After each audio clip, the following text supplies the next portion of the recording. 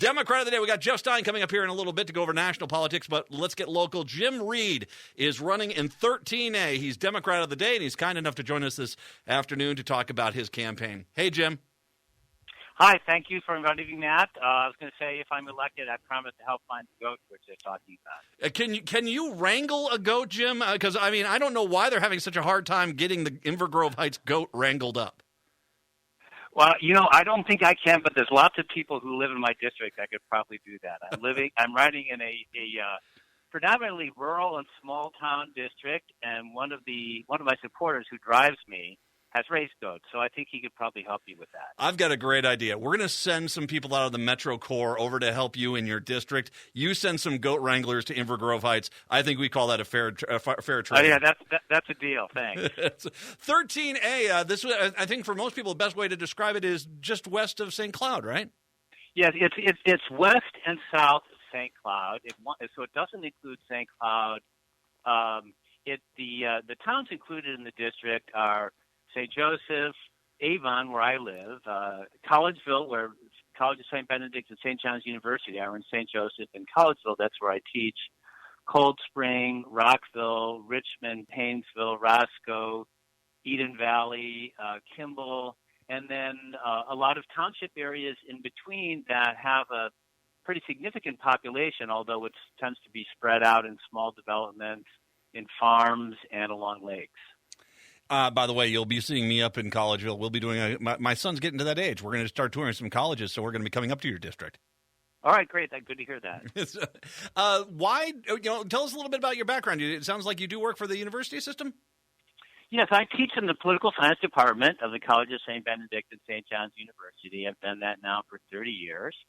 So it's my job to make sure that young men and young women understand how our political system works, and I encourage them to be active and informed citizens. Most of the students that I teach are very idealistic.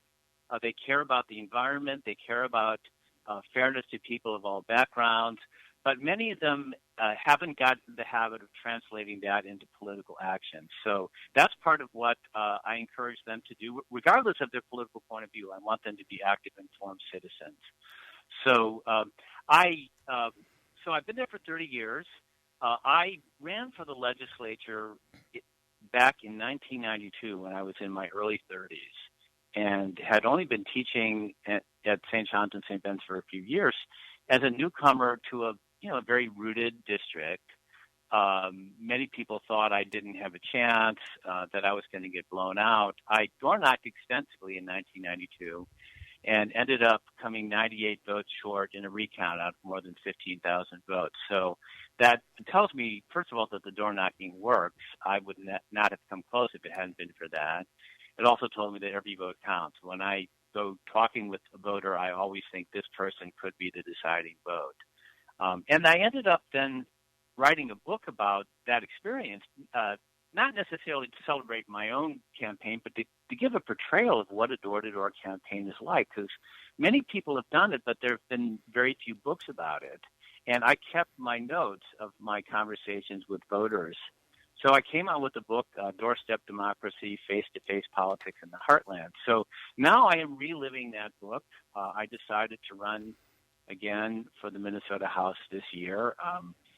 And in this case, it was there are particular issues that I care about: healthcare, preserving the environment, education, and respect for people of all races and backgrounds. Those are important issues to me.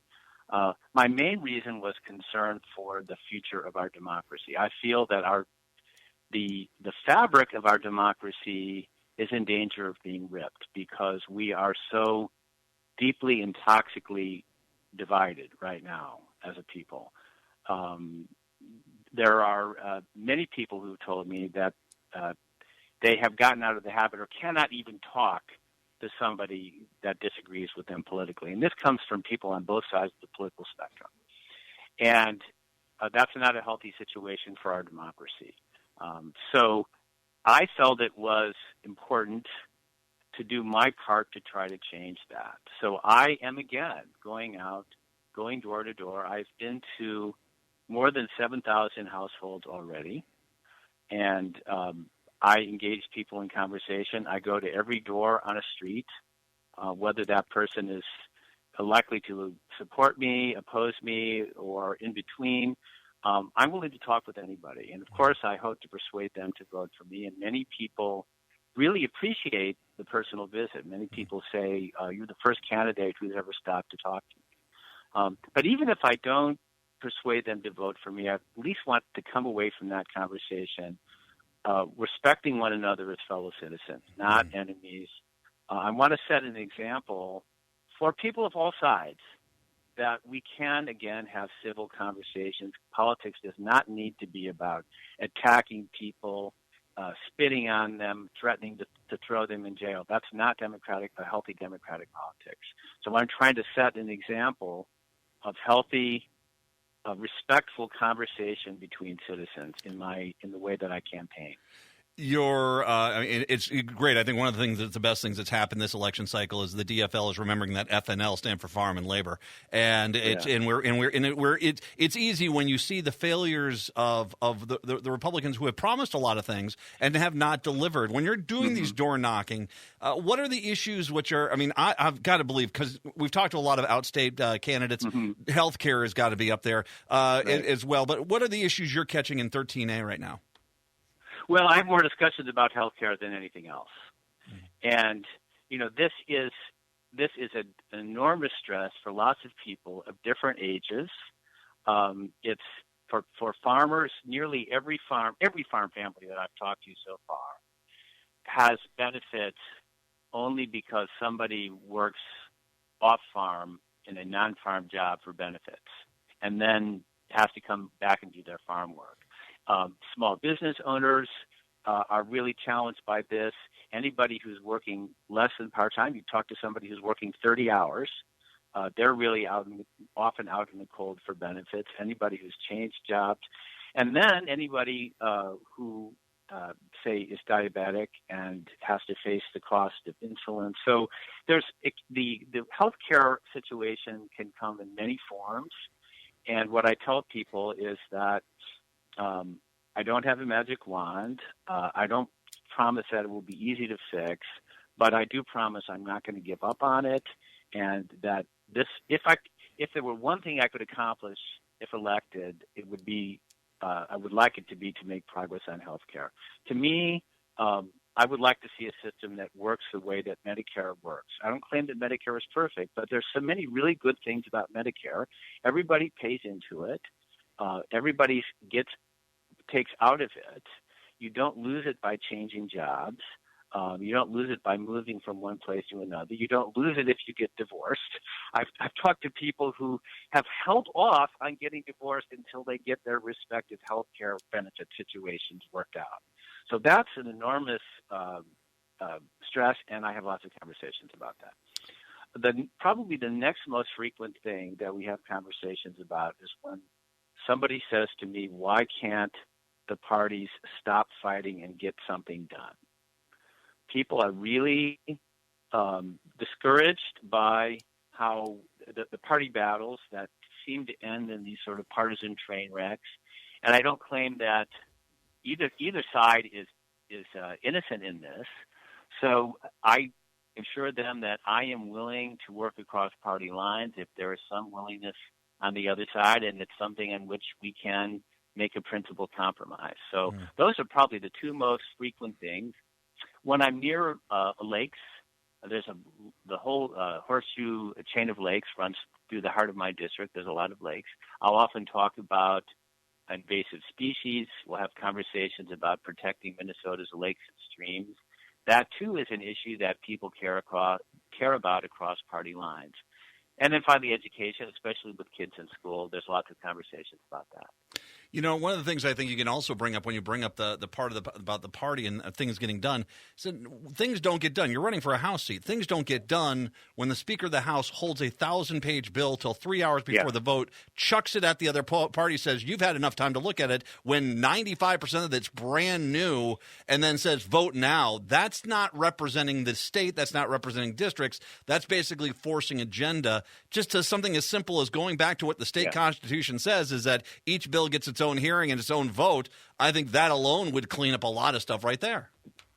Yes, and that's a textbook case of a bad process and a process that makes our party divisions worse. So I bring that up, and I say, I point out to people that in that 900-page bill, that essentially the Republicans put in that bill, about half of it were things that the Republicans and the Democrats were not deeply divided on, and the other half were things that were like a partisan wish list for the Republicans.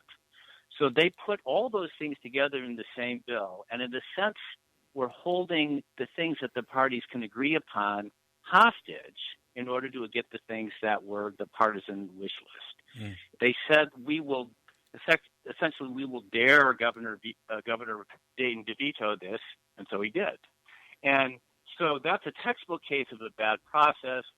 What would have been much better, and this is what I will press for if I'm elected, if there are things the parties agree upon, and there really are some that they're not far apart, separate those out. Get those things passed early in the session, and we owe it to the people. If you can't agree at 100%, at least work on the 50% that you can compromise on. And then you can spend the rest of the time fighting over the other 50%. I know you've got to get going here because you're doing some door knocking. What community are you door knocking? I'm going to be heading down to Paynesville today. Okay. I'm going to be door knocking, and then I'm going to door knock in Paynesville for about 2.5 hours. Then I'm going to come back and door knock on the campus in the dormitories at College of St. Benedict, because all the students at the College of St. Benedict and St. John's University, they're all of voting age.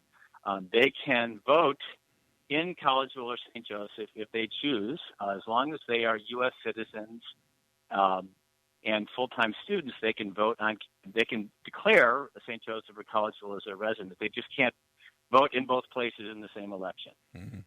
It's empowering, and I think that's definitely one thing that needs to happen more of, is empowering young voters to say you can make a big difference here. This is the point. Go ahead. Yeah, and I say to the students, I say you guys are idealistic. You care about a lot of things. You have a voice that should be listened to.